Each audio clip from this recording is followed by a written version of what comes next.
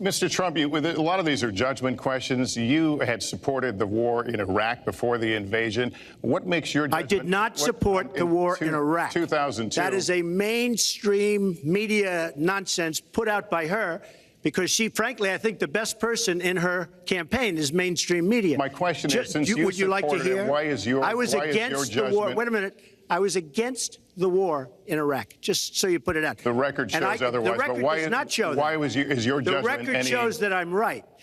When I did an interview with Howard Stern, very lightly, first time anyone's asked me that, I said, very lightly, I don't know, maybe, who knows, essentially. I then did an interview with Neil Cavuto. We talked about the economy is more important. I then spoke to Sean Hannity, which everybody refuses to call Sean Hannity.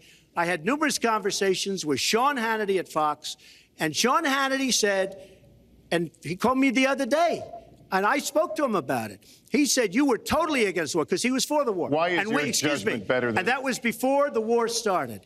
Sean Hannity said very strongly to me and other people, he's willing to say, but nobody wants to call him, I was against the war. He said, you used to have fights with me because Sean was in favor of the war. And I understand that side also, not very much, because we should have never been there. But nobody called Sean Hannity.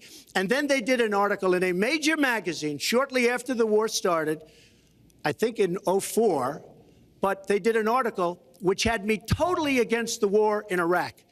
And one of your compatriots said, you know, whether it was before or right after, Trump was definitely, because if you read this article, there's no doubt.